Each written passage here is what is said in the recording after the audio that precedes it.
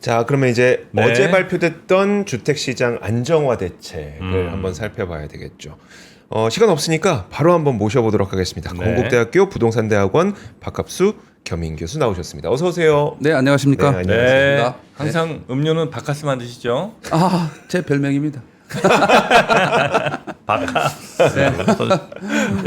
네. 자, 그러면 이제 부동산 대책 어제 일단 나온 거 네. 간략하게 좀 요약 설명 좀 한번 해주세요. 우선 네. 뭐 큰 틀에서는 강력한 규제 지역을 우리가 예상했던 한강벨트가 아니라 네. 서울 전 지역, 경기도도 뭐 12개 시구까지 전면 확대했다는 거예요. 그야말로 우리가 범위를 한 3, 4 정도로 생각했다면 한 10개 정도를 한꺼번에 지역을 확 폭탄 넓혔다. 투하했다 이렇게 보시면 될 것 예. 같아요. 그러면서 이제 전체적으로 시장에서는 여기 이제 토지 거래 허가 구역이 추가됐다는 게 의미심장한데 이거는 완벽하게 실거주자 2년 실거주를 해야 되기 때문에 이런 사람이 아니면 집을 못 산다는 아주 큰 전제가 따라붙게 됩니다. 아울러서 거래 위축뿐만 아니라 전체적인 가격도 일정 부분 보합해서 지역에 따라서는 뭐 약보합. 이 효과는 연말까지는 이어질 수 있겠다. 이렇게 좀 그래요? 평평을 해볼 수가 있습니다. 그래서 이제 규제 지역을 확 늘린 게 이제 어제 발표 대책의 핵심이군요. 그렇습니다. 그리고 뭐 대출 금액도 좀 이렇게 바뀌는 것 같은데요. 대출 금액을 기존에 이제 수도권하고 규제 지역은 네. 대출을 주택 가격에 상관없이 6억 원 이하로 네. 이렇게 했는데 요거를 계단식으로 구간별로 나눴어요. 네. 15억 원 이하는 6억을 그대로 해주는 걸로 하고 25억까지는 4억, 25억에 초과되면 이제 2억으로 대출 한도를 줄여놨습니다. 네네네. 이렇게 세분화하다 보니까 그야말로 이제 15억 원 이하는 어차피 뭐 사실 5억까지 받지도 않습니다. 5, 6억까지 받지도 않는데 그래요? 그리고 여기에 이제 조금 더 가미된 게 LTV가 40%로 네. 같이 반영이 된 거니까 서울 그게- 전지요? 이 규제 지역은 다 그 규제 지역 다. 네. 그렇게 되니까 이제 6억이라는 거는 상징적인 한도일 뿐이고 15억일 때 이제 40%가 6억이잖아요. 예. 네. 그럼 그게 뭐 10억이면 LTV 40이니까 4억으로 주는 거고요. 네, 네. 물론 이제 LTV 40%와 기존의 DSR 40%가 비교해서 낮은 금액으로 대출을 받는 거예요. 네. 그러니까 이제 금액대에 따라 다르다 이렇게 좀 말씀드릴 수 있어요. 어떻습니까? 이게 이제 예전에는 규제 지역이 예를 들어 강력한 규제가 있는 데가 뭐 한강벨트 혹은 뭐 강남 3구에 뭐 마용성 뭐 이런 정도였다가 이게 전체적으로 늘어나면 전체적으로 야 어차피 똑같은 규제면 그냥 더 좋아 보이는 강남으로 가자. 이제 그런 마음이 있을 수도 있을 것 같고. 네. 아니면 뭐 전체적으로 다 이렇게 넓어졌으니까 이제 전체적인 시장이 그냥 조금 잠잠해질 수도 있을 것 같은데 어떻게 보십니까? 그거는 약간의 좀 온도 차이가 있습니다. 왜 그러냐면 네. 우리가 이제 기존에 지정됐던 강남 3구, 용산구는 네. 한마디로 얘기하면 이제 부유층이에요, 부유층. 그렇죠. 지역적으로. 그래서 네. 기존에 적용됐던 대출 규제나 이제 핵심이 이제 거의 뭐 대출 규제 위주니까 대출 규제나 이런 것들에서 거의 약간은 뭐 좀 자유로운 측면이 있다고 보게 되면 그 외 지역 물론 이제 뭐 마포, 성동 이런 이제 중고 가격대들은 이제 뭐 영향도 조금 이제 온도 차이가 있겠지만 이 외곽 지역 있지 않습니까? 네. 우리가 얘기하는 뭐 외곽의 노도강이라든가 금간구라든가 이런 지역에서는 대출을 동원하지 않고는 집을 사기가 거의 어려운 겁니다. 네. 그러니까 민감도가 굉장히 큽니다. 네. 같은 조정 대상 지역 투기과열지구 토지거래가 구역을 지정하더라도 이쪽에서 받아들여지는 심리적인 충격은 굉장히 큰 거예요. 이쪽은 심지어 매매뿐만 아니라 전세를 갈 때도 대출이 안 되면 쉽게 네. 옮기기가 어려운 그런 안타까운 저소득층 주거 지역이 상당수 있기 때문에 네. 이번 규제는 그들에게는 더 타격감이 우려가 크다 이렇게 좀 볼 수가 있어요. 그러면 결국 그 가격을 상승시키는 요인이 네. 비싼 쪽이라면 네. 그리고 타격을 많이 받는 거는 그 비교적 좀 중저가 지역. 중저가 지역이라면 실제로 가격 안정 효과가 좀 있어요. 우선 가격 안정 효과는 있을 수 있는 게 말씀드린 대로 이제 대출 규모가 물론 이제 15억 이하 6억은 이제 그대로 있긴 하지만 네. 관련 부수적인 규제에 따라서 대출이 줄어든다는 얘기가 되고 아울러서 이제 중요한 게 실거주를 해야 되는 이런 측면도 있기 때문에 시장에 매물이 안 나온다는 거예요. 그렇겠죠. 네. 실거주가 무조건 그러니까 2년이에요? 지금 이제 매물이 안 나올 수밖에 없는 이유는 이 다주 조정 대상 지역에 지정되면 네. 자동으로 따라오는 규제가 있는데 네. 그게 우선 취득 단계에서 취득세 중과가 두 네. 채부터 중과가 되고요. 두 채 8%, 뭐 세 채 이상이 12%. 취득세. 그러니까 여기부터 일단은 걸림돌이 생기고 그 다음에 중요한 거는 이제 태로 확보할 때 다주택자 양도세 중과가 네. 그대로 따라옵니다. 2주택 매도할 때는 플러스 기본세율 플러스 20%, 3주택은 플러스 30% 이렇게 따라오기 때문에 네. 물론 이거는 내년 5월 9일까지 유예된 상태이긴 해요. 그러면 우선 주택 보유자들이 다주택자라고 하게 되면 이 양도세 중과가 있기 때문에 이거는 네. 팔지 않으면 안 내는 세금이에요. 네. 네. 비록 내년에 그렇죠. 이제 유예가 돼 있다 하더라도 이걸 안 판다는 거예요. 네. 왜 안 파느냐? 보유세가 지금은 거의 부담이 없는 수준이에요. 보유세가. 네. 그래서 보유해도 문제가 없어요. 오히려 종부세를 내고 있어도 기대이익 앞으로 아파트 가격이 더 올라갈 거라는 기대가 훨씬 크기 때문에 네. 세금보다 이걸 팔지 않고 가지고 있는 거예요. 그만큼 이제 매물이 줄어들게 되면 전체적으로 시장에서는 약간의 이제 왜곡이 있을 수 있긴 한데 네. 수요자도 이런 상황에서는 이제 관망을 보일 수밖에 없기 때문에 매도 물량도 없지만 이제 수요자도 당분간은 관망. 그래서 자연적으로 이제 거래 부재로 연결될 수 있는 여지. 그러면서 가격은 살짝 보합이든 지역별 약보합 이 정도로 갈 수 있는 맥락이 나타난다고 봅니다. 결국은 네. 그 집을 두 채 이상 갖고 계신 분이 본인이 집을 팔아줘야 네. 주택 시장에 공급이 생기는 거잖아요. 근데 말씀하셨던 것처럼 보유세를 건드리지 않으면 그분들은 네. 그냥 버틸 거고 네. 결국 공급이 아예 없어지게 되면은 사실 집을 옮기려고 하시는 분들도 오히려 집을 구하려고 하지만 네. 집이 없거나 아니면 내가 가능한 선에서 조금 돈을 다 안 쓰려고 했지만 더 많이 써야 되거나 그런 일이 발생하게 되는 건 아니에요. 보유세를 우선 결국 질문은 보유세를 결국 네. 건드려야 되는 거 아니냐. 어제 안 그래도 기자들도 질문 많이 하더라고요. 네. 보유세를 말씀드리면 이게 아주 굴곡이 심합니다. 네. 지금 이 순간은 보유세는 사실 전 정부에서 종부세가 대표적인데 무장해제 수준으로 완화돼 있어요. 무장해제 수준으로. 자, 20년 대비 21년도에 문재인 정부에서 세율을 종부세 세율을 2배로 올렸어요.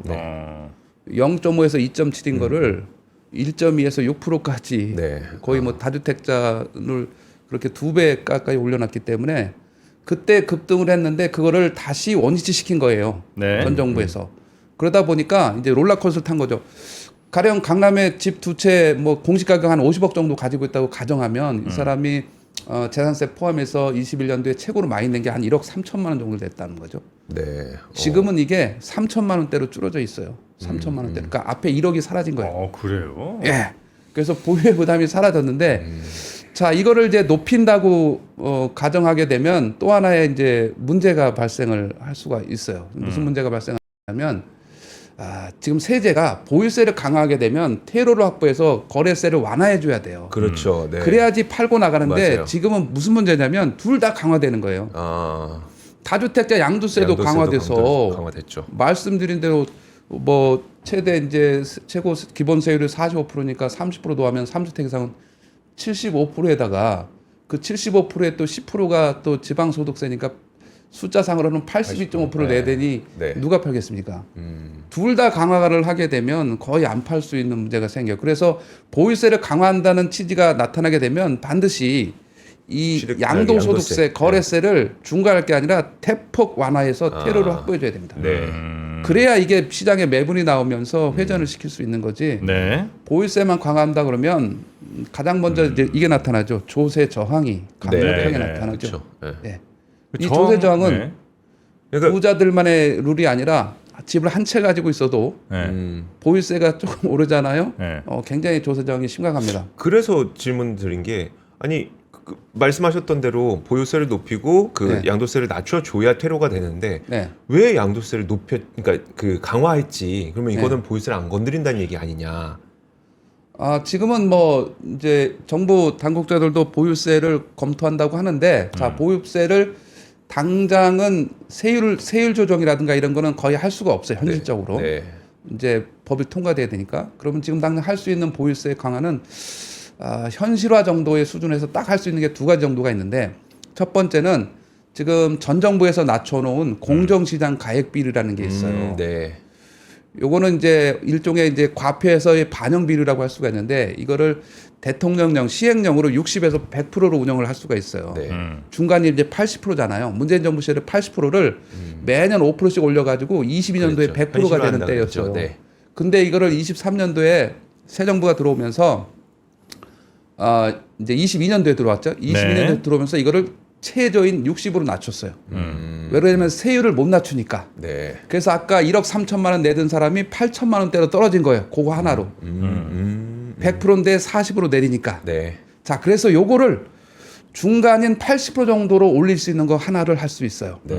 그래서 공정시장 가격비를 60%에서 80%로. 두 번째는 표시 안 나는 게 공시가격 현실화예요. 네. 네. 가령 아파트가 가령 뭐 10억이라고 하게 되면 지금은 이제 거기에 대한 공시 가격이 아파트 같은 경우는 대개 한 69%예요. 70%라고 하게 되면 7억 정도잖아요. 네. 요거를 80% 이상으로 올린다든지 그러면 시세가 10억이면 공시 가격을 뭐 8억을 올린다든지 이러면 이제 그 과세 표준이 되는 금액이 네. 자동적으로 올라가는 빠지니까. 네. 예, 요거를 현 정부에서 단기간 내에 할 수 있는 사항은 되지 않겠나 예상은 됩니다. 근데 지금 이제 세 번째 정책이잖아요. 정부 네. 출범한 지 사실 그렇게 오래된 것도 아닌데 네. 이 세 번씩이나 나올 정도로 시장이 굉장히 급박하게 돌아간 거는 맞는 거죠? 일부의 뭐 과열이라는 표현을 쓰기도 좀 그렇지만 예. 일부의 그런 상승이었다고 저는 해석을 하고 있고 네. 구태여 이렇게까지 빨리 나와야 될 필요는 굳이 없었다. 왜냐하면 대출 규제가 이미 6.27이니까 뭐 3개월 남짓 경과됐는데 아직까지 예. 영향력을 보이고 있고요. 물론 이제 부작용도 크지만 그다음에 공급 대책도 이게 빠른 시간 내에 되는 게 아니기 때문에 물론 거기도 보완을 해야 됩니다. 이걸 좀 지켜보면서 대응을 해도 크게 늦지 않는다고 생각이 드는데 네. 이거를 이제 일부의 과열이라면 우리가 방금 얘기했던 뭐 강남 3구 용사를 비롯해서 이 마포 성동 광진 뭐 강동 동작 요 한강변 요 라인에 어느 정도의 그런 영향력이었다고 보면 물론 이제 경기도에서도 과천과 뭐 분당을 비롯한 이런 쪽에 영향이 있긴 했지만 이거를 시장에서 어느 정도 좀 해소할 시간이 필요했는데 너무 좀 빠르게 이렇게 대응을 하지 않았나 생각이 들고 근데 문제가 있어요. 그러면 네. 이 다음에 가격이 올라가면 카드를 쓸 게 없어요. 이 다음에 올라가면 다 이제 거의 나올 거 다 나왔어요? 쓸 카드를 다 쓴 거죠. 지금? 예. 아 그래요? 대표적으로 정부에서 할 수 있는 게 방금 얘기했던 조정 대상 지역 투기과열지구 토지거래허가구역까지 이거 참 토지거래허가구역은 하지 말아야 되는 아주 부작용이 큰 건데 이것까지 무리수를 두면서 토지거래 허가구역의 네. 부작용은 뭐예요? 가장 큰 부작용은 네. 이제 아파트만이긴 하지만 네. 이게 우리가 토지거래허가구역을 종전에 지정하는 그 범위는 신도시를 개발하면 주변에 토지가 올라갈 것 같아서 순수 토지 위주로 지정하던 게 원래 토지거래허가구역인데 원래 법적 취지가 그렇습니다. 제도의 취지가 그렇습니다. 근데 이걸 도심에 가져오게 되면 네. 제한적인 면에서 쓸 수 있는 게 재건축이나 재개발 같은 투기 우려가 있다고 인정되는 부분에 대해서 썼는데 네. 네. 이거를 모든 아파트로 확장한 거예요. 재건축 재개발과 상관이 없는 일반 아파트 10년 15년 된 아파트도 토지거래 허가 대상이 된 거예요. 그러면 내가 민주자본주의 사회에서 아파트를 사고 파는데 국가의 허가를 맡아서 팔고 사야 되는 문제가 네. 생기다 보니 가장 네. 큰 게 뭐예요? 재산권 침해 문제. 음. 그리고 거주 이전의 자유를 해쳐요. 내가 제때 팔지를 못하고. 세 번째는 거기에 있는 세입자가 네. 매수자가 2년을 거주해야 되다 보니까 네. 그 집을 팔려면 거기 있었던 세입자가 있다고 가정하면 이 세입자가 나가야 돼요. 세입자의 주거 불안을 야기하는 거예요. 아. 이런 부작용이 훨씬 큰 부분이 토지거래가격이 되기 때문에 이거를 방금 말씀드렸던 그런 개발 이슈가 있는 이런 네. 곳에 국한되지 않고 일반 아파트 모든 아파트까지 한다는 거는 지나친 과잉 행정이라고 볼 수가 있어요. 엄청난 큰 부작용이에요. 그거 하면 그러면 집주인들은 내가 팔기 전에 무조건 2년을 그 집에 살아야 돼요? 자, 토지거래가격에서 매수자는 네. 토지거래 허가를 받은 때로부터 4개월 안에 입주를 해야 돼요. 4개월 안에. 그러니까 4개월 안에 입주하려면 그 안에 있는 세입자를 먼저 내보내고 그러니까 주택을 사자마자 바로 들어가서 입주를 2년을 채워야 되는 거죠. 네. 아, 사자마자 2년 사자마자 토지거래 허가부터 4개월 안에 입주를 해야 되니까 사자마자 입주를 해서 2년을 채우고 물론 그 2년 이후에는 나가도 되긴 하겠지만 실사용 목적으로 2년을 구입 후 바로 유지해야 된다는 차원에서 아까 얘기했던 세입자의 그 이주 주거 불안이 전제된다는 문제가 생기는 겁니다. 저 그래서 이번 대책 보면서 바로 이제 연결하고 싶은 게 전세 쪽에서의 걱정들이 좀 많아질 것 같다는 생각이 들더라고요. 전세에 대한 규제도 강화되고 네. 대출도 줄어들고 근데 물론 이런 그게 바람직하긴 하진 않겠습니다만 1주택을 갖고 있는 사람의 전세 대출은 2억의 한도가 네, 생기고 기존에 이런 이미, 것들이 혹시 전세 시장에는 이번 대책이 좀 어떻게 영향을 미치게 될 것 같으세요? 제일 큰 우려가 전세 시장의 상승이 나타날 가능성이 높다. 가격 상승이요? 그게 왜냐하면 어떤 연결고리예요? 네. 어떤 연결고리냐면 방금 얘기했듯이 이제 거래가 침체돼서 거래가 안 된다는 거잖아요. 네. 그러면 매매가 안 되기 때문에 현실적으로 현 거주자는 현재 있는 그 만약에 이제 무주택자라고 하면 전월세 살 거 아닙니까? 네. 전세 계속 안주라는 거죠. 전세를 안주하는 수요가 늘어나고 전세 시장은 당연히 주기적으로 신규 수요가 진입되는 시장이에요. 네. 뭐 결혼을 한다든지 가구가 분화되면서 전세의 신규 수요는 계속 진입된단 말이죠. 네. 근데 근데 여기서의 그 전세 매물은 안주 수요에다가 신규 수요까지 하게 되면 수급 불균형이 나타나요. 왜냐하면 지금 이 순간은 기존에 있는 그 내재된 이제 저량 갖춰져 있는 그런 물량이 안 늘어난 상태에서 추가적으로 입주 물량 공급이 이제 거의 뭐 지금 최악의 그런 입주 물량이 급감하는 시기이기 때문에 네. 신규 물량도 없는 그런 상태여서 전세 시장의 공급 부족이 훨씬 더 가시화될 확률이 높게 되는 거예요. 네. 그런 상태에서 전세 매물이 급속히 사라지면 당연히 전세 가격은 올라갈 확률이 높다. 이 전세 가격 상승은 이미 수도권은 전체적으로 이미 플러스돼서 올라간 지가 꽤 됐고요. 네. 심지어 지방 같은 경우에도 뭐 5개 광역시 그다음에 뭐 8개 도 이런 데 중에서도 한 서너 개 정도를 빼고는 이미 다 플러스로 반전돼 있어요. 지방도. 전세 가격은. 네, 전세 가격은. 이거는 연말 정도까지로 보면 지방도 전세 가격은 이미 플러스로 반전될 것으로 전체적으로 그렇게 전망을 해볼 수가 있어요. 그래요? 이건 이제 수도권의 문제가 아니라 네. 지방도 문제인 거예요. 전세는. 왜 그러냐면 지난 3년간 부동산 PF 부실이나 이런 문제 때문에 네. 지방도 신규 공급량이 급감을 했어요. 그렇죠. 그래서 지금 당장 미분양이 조금 있으니까 이건 뭐 엄청나게 공급 물량이 많은 것처럼 착각을 하고 있는 거죠. 네. 지방도 그런 문제가 개연성이 높다 이렇게 봅니다. 근데 이제 이번에 대출 규제 뭐 이런 것도 있긴 했습니다만 그 불법 행위를 강력하게 단속하겠다 네. 이런 것도 이제 꽤 의지가 있어 보이긴 하던데 됐으면 좋겠다. 진짜. 그 불법 행위 단속에 대해서는 예전부터 쭉 얘기했는데 잘 단속이 안 되지 않아요? 이제 가격 띄우기라고 해서 네. 실거래가를 실제 거래를 해서 가격을 이제 올려놓고 네. 요거를 어느 정도 시점 이후에 이제 그거를 취소하는 거죠. 그거 거래 취소 엄청 많아요. 예. 진짜. 그러면 짜증나. 뭐 가령 뭐 주변의 시세가 20억인데 22억으로 거래를 해서 실거래가 신고를 해서 띄워놓고 가격 띄워놓고. 나중에 이걸 해지하면 그 다음에 거래하는 분들은 이제 22억이라는 그 맞아요. 거래 거래 수치를 보고 그거에 맞춰서 가격을 올리든지 뭐 또 움직인다는 거죠. 근데 이제 취소해 버리면 새로운 그 다음에 한 가격이 이제 20억대로 이렇게 또 높아져 맞아요. 있는 이런 식의 이제 가격 조장이 있을 수 있죠. 네. 자, 근데 그걸 이제 의도적이냐 아니면 뭐 어쩔 수 없이 가격이 급등했기 때문에 내가 배액 배상을 하고 그걸 네. 어쩔 수 없이 가격을 거래를 해지했냐 이런 이제 두 가지로 분류해서 의도적이었다 그러면 당연히 뭐 그에 대한 처벌은 조사해서 해야 될 거로 보여지고 자 그런 거를 이제 집중적으로 하기 위해서 이번에 부동산 감독 기구를 만들겠다 국무총리산으로 네. 총리 소속 총리 직속으로 만든다고 총리 하더라고요. 직속으로 만들겠다라는 네. 거이고요. 그런 차원에서 그런 단속은 이제 조금 더 강화되면 좀 더 감소하지 않겠나 예상이 됩니다. 뭐 예전에는 이제 그 아파트 단지별로 가격 담합 뭐 이런 얘기들도 꽤 있었잖아요. 네.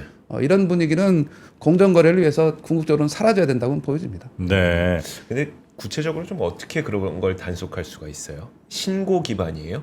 제보 뭐 이런 건가? 제보 기반이에요? 이번에 대책 내용에 보면 공익 제보자 같은 이런 제보자를 어떻게 보호하거나 뭐 한다 이런 내용들도 일종의 좀 포함이 돼 있어요. 네. 그리고 공급 측면에서는 뭐 9.7 후속 대책을 조기 이행하겠다 이런 얘기도 한 것 같습니다. 자, 이제 9.7 대책을 한마디로 요약하면 수도권 내에서 네. 연간 27만 원, 5년간 135만 원 공급하겠다. 이게 요지인데, 네. 그걸 착공 기준이에요. 네. 자, 근데 저는 그것에 더해서 조금 더 추가돼야 된다라고 봅니다. 네. 지금은 이제 다 거기 사업 속도를 높여서 조기에 공급하겠다, 빨리 공급하겠다는 거에만 이제 방점이 찍혀 있는데, 그거에 더해서 시장에 좀 안정감을 주려면 추가적인 물량 확대가 반드시 필요해요. 그래서 제가 늘상 주장하는 3기 신도시가 지금 지나치게 용적률이 낮아요. 200% 전후밖에 안 돼요. 네. 근데 그 뒤에 더 멀리 있는 1기 신도시 같은 경우는 300에서 350%로 용적률이 책정됐단 말이죠. 그럼 200%로 짓고 그러면 15층짜리 짓는데 뒤쪽에는 3, 40층을 짓겠다는 말이 안 되는 논리잖아요. 그래서 용적률을 300에서 350% 수준으로 3기 신도시 늘려라. 그리고 과도하게 확보되어 있는 공원 녹지 비율이 34%나 돼요. 네. 이게 보통 한 20% 정도면 충분하거든요. 그리고 자족용지도 한 5% 정도면 충분한데 이게 13.8%나 들어가 있어요. 자족용지는 뭐예요? 자, 우리가 생각하는 이제 기업체 유치하기 위해서 네. 지자체에서 강력하게 요구하는 이제 지식산업센터 네. 이런 것들이 들어가는 뭐 산업 기반을 만들어서 그 신도시에 일자리? 한마디로 일자리 회사를 창출해서 거기서 출퇴근하겠다 뭐 이런 이제 논리인데 현실에서는 그게 거의 적용되기 어렵죠. 뭐 어쩔 수 없이 지금 같은 주택 공급이 절대 부족한 거는 어느 정도는 베드타운화 될 수밖에 없어요. 서울을 중심으로. 그거는 뭐 인정해야 될 부분인데 지금 지자체에서 과도하게 주장을 하는 거예요. 자, 그걸 조정을 해서라도 주택용지로 전환하게 되면 충분히 20만 호 이상을 공급할 수 있다. 그러면 이제 우리가 공공택지는 발표한 지 10년 정도 후면 입주가 되니까 지금 3기를 발표한 지가 한 5년 정도 지났어요. 네. 그러면 이제 1, 2년 안에 분양을 하고 3년 공사해서 5년 안에 입주하니까 1, 2년 안에 분양해서 20만 원을 더 늘린다는 신호를 시장에 주게 되면 충분히 매수 수요를 청약 대기 수요로 전환할 수 있다. 거기에 뭐 일정 부분은 청년층에게 할당하겠다라는 신호를 주면 이건 또 출산 대책까지도 연결되는 이런 강력한 신호를 좀 줘야 될 필요가 있고 공급에서 지금 이제 재건축은 속도 절차 간소화 통해서 도심의 공급의 주력인 재건축 재개발을 속도감 있게 하겠다. 이건 뭐 좋은데 정작 걸림돌이 재건축 초과이고 환수제예요. 네. 이 부분도 과감하게 폐지해야 될 필요가 있어요. 재건축 초과의 환수제는 이런 조정 대상 지역이나 뭐 투기 과열 지역 상관없이 이 또한 재건축을 하는 전국의 모든 아파트에 적용되는 게 제초안이에요. 네. 전국의 모든 아파트는 다 재건축할 때 여기에 대상이 들어요. 네. 근데 말이 안 되는 거죠. 전국에 있는 아파트들이 재건축할 때 초과이익이 그렇게 안 날 거 아니에요. 안 나죠. 서울 정도나 나겠지. 물론 이제 네. 초과액이 8천만 원 이하는 면제 대상이긴 해요. 네. 지방 같은 경우는 이제 꽤 있을 수 있겠지만 네. 그게 말이 안 되는 논리죠. 어차피 낡은 재건축 아파트 하나를 가지고 있는 사람 입장에서 보면 네. 뭐 저기 새 아파트 가진 사람도 1주택자고 나도 1주택자인데 왜 나한테는 초과액 환수를 물리냐. 네. 저 논리적으로 사람들도 맞지 20억씩 않아요. 벌었는데 왜 우리는 그걸 못하게 그렇죠. 하느냐. 뭐 그런 이제 맞지도 않고 논리적인 형평성도 맞지도 않고 그래서 공급을 확대하려면 과감하게 이 걸림돌제 공급 확대에 있어서 지금 아까 지방에서 이제 3년간 공사를 안 했다고 그랬는데 이게 부동산 PF 부실 문제로 거의 그 민간 자체에서 토지를 확보해서 공급하는 도시개발 사업 이런 것이 사실상 중단돼 있거든요. 네. 그래서 이 민간 부분에 대한 공급이 있어야 돼요. 지금 3기 이번에 정부가 발표한 거는 사실상 이 공공 주도에 가까워요. 네. LH 위주가 네. 됐던 네, 네, 공공 네, 위주 네. 가까운데 민간 주도가 좀 약해요. 그래서 이 부분에 대한 것을 부동산 PF 부실 문제를 조기에 해소해서 민간이 공급을 하도록 자체 부지 확보를 통해서 이거를 해야 돼요. 그다음에 굳이 공급이 공공이 나선 이유가 딴 게 아니라 속도, 수익성이 안 나와서 그런 거잖아요. 지금 원자재 가격 속도를 올라가고 높이겠다는 거와 개발 이익을 LH가 흡수해서 네. 가겠다 이런 거의 맥락인데 네. 뭐 그거는 좋아요. 개발 이익을 공공이 가져가겠다. 그러면 이제 재투자해서 인간 뭐 임대 아파트 더 지을 수 있고 이런 측면도 있지만 속도도 같이 해야 되지만 병행을 물량을 더 증가해야 된다는 것이 보완이 돼야 된다는 거예요. 네, 네. 그래서 비아파트 같은 경우도 많이 지어야 됩니다. 지금 서울 같은 경우 아파트가 전체 주택 서울의 집이 뭐 한 300만 채라고 하게 되면 아파트가 60% 정도 돼요. 그러면 180만이라고 대략 치게 되면 여기에 연립 다세대 주택이 30% 정도를 차지해요. 네. 이 부분에 대한 것도 공급 물량을 빠른 시간에 늘리는 방안이 필요해. 물론 이제 서울시에서 용적률을 28년 5월 18일까지 한시적으로 용적률을 50% 완화해서 조례를 완화해서 이제 추진하고 있기 때문에 그런 것과 맥락을 같이 해서 약간의 제도 개선을 필요로 하는데 그런 제도를 개선해서 이런 다세대 주택을 집중적으로 공급하는 문제, 거기에 주거용 오피스텔을 세제를 완화해서 공급을 좀 활성화하는 문제까지도 해서 공급을 전방위적으로 병행해서 추진을 해야지만 지금 시장에서의 그런 핵심 문제가 공급 부족, 입주 물량 부족, 그리고 이제 금리 인하 예고 이런 것들 때문에 시장이 이제 어느 정도 가격이 상승했다고 보면 이 부분을 근본적인 거를 치유해야 된다 이렇게 봅니다. 네, 알겠습니다. 그 끝으로 짧게 우리 저 전문가분들이 어제 대책 나오고 나서 네. 전문가분들 주변에 뭐 많이 네. 계셨을 거 아니에요? 예. 뭐라고들 하세요? 세다 아니면 뭐 이거 갖고 될래나 뭐 등등 반응들이 있으셨을 거 아닙니까? 반응은 너무 강력한 거를 한꺼번에 쏟아냈다가 일차적인 그래요? 반응이기도 합니다. 이제 아까 제가 말씀드렸다시피 이거는 그런 이 부유층이 주로 거주하는 이런 곳들이 아니라 중산층 이하가 거주하는 곳에 집중적인 거기는 이제 겨우 가격이 오를까 말까 안 오르다가 고기 한번 살짝 들었는데 강력하게 때려 맞은 거예요? 그런 결과가 돼버린 거예요. 특정 지역을 빼놓고는 그러다 보니 그 상대적인 그런 상실감이 좀 큰 그런 상황이기도 하다 이렇게 봅니다. 네. 네. 알겠습니다. 자, 오늘 우리 부동산 대책이 이제 어제 나와서 거기에 대해서 우리가 긴급하게 우리 네. 전문가분들 모시고 한번 이야기를 들어봤고요. 어떤 영향이 더 있을지는 아마 조금 더 시간이 지나면서 시장이 어떻게 받아들이는지 좀 봐야 되겠네요. 네. 자, 오늘은 이제 또 장 시작해야 되니까 우리 교수님은 오늘은 네. 여기서 보내드리고 조만간 다시 또 모시도록 하겠습니다. 고맙습니다. 네, 감사합니다. 네.